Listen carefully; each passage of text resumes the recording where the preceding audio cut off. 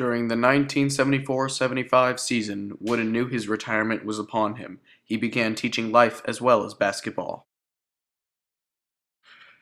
After his retirement, longtime booster Sam Gilbert was charged with giving players gifts and paying them to attend the school. These allegations took the limelight off of all of Wooden's success and put it on all the bad things about the program. There have been many other NCAA violations, such as John Calipari at Memphis and Donnie Tyndall at Southern Miss, but John Wooden's was overlooked because of how great a leader he was. At least to the players and former players, these violations did not matter as they appreciated and admired his leadership so much.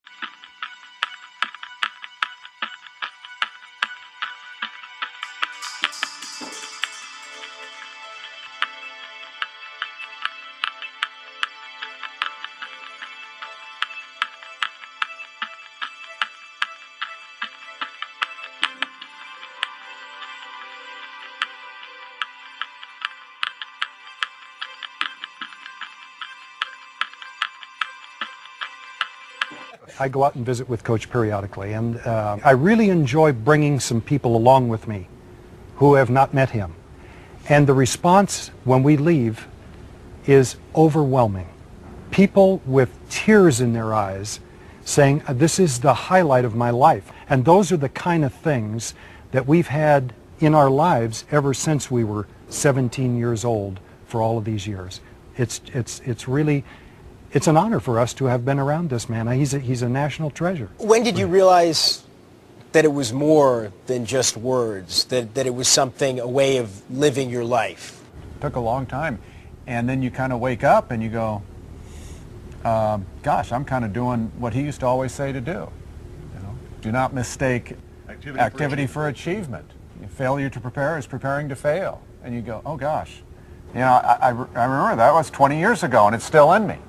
John, you win 10 out of 12 championships. You're in Los Angeles. Everybody wants to talk to you. Everybody wants to turn you into a superstar. What kept you grounded? My dad more than anything else. The things he tried to teach, you're never better than anybody else. You're as good as anybody, but you're never better than anybody. And then I learned from him that today, that's all that matters.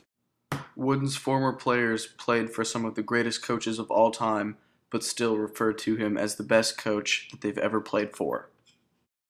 Hazard, Walton, Jabbar, Wilkes, all household names coached by the great. After he retired, he would visit with some of his old players and their families. This showed how much he cared about all his players. What happened to you, Marcus, where you realized this was something that was going to have an impact on the way you lived your life? Well, I mean, again, I talk about adversity. You know, I don't want to go through a whole litany of things, but losing a child in a drowning accident, for me at the time, it didn't seem like I'd be able to come back, you know, to come back and return from. But I can remember talking to Coach around that time. I just remember feeling better about things as best as I could at that particular time. And that kind of set the ball rolling. Started to remember some of the other things. And again, like I said, you know, we were almost programmed, and a lot of that stuff is kind of buried deep inside, and it takes something to happen in your life to kind of to spark the memory. And then, oh yeah, I remember Coach Wooden mentioning that. Life is peaks and valleys, and I think the strength of character depends on how individuals can accept not permitting the peaks to get too high or the valleys too low. I hope by actions I tried to teach that, and I tried to teach it with my own children and grandchildren. But to think you're going to go through life and not have any adversities, that's crazy. You're going to have a lot of adversity. Although his coaching tree may not be as extensive as others, he has coached some of the greatest of all time, such as Louisville's own Denny Crum. Here's what some of the all-time greatest coaches have to say about Coach Wooden.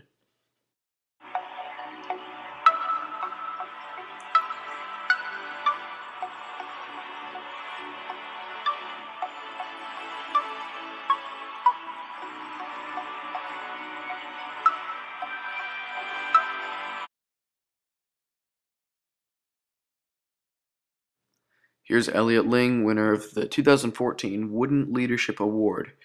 This award is given to persons who show great leadership in business and management.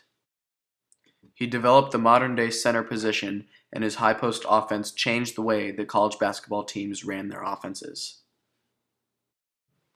As you can see, John Wooden influenced his former players and coaches after he was done coaching, but in Wooden's case, he changed college basketball forever. Even after his retirement, up until the day he died, he was a true leader to everyone he was associated with, and he will always be the greatest of all time.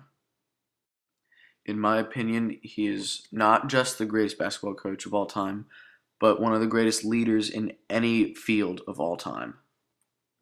If you ask John Wooden how he would like to be remembered, he says, a teacher, a family man, and a devout Christian.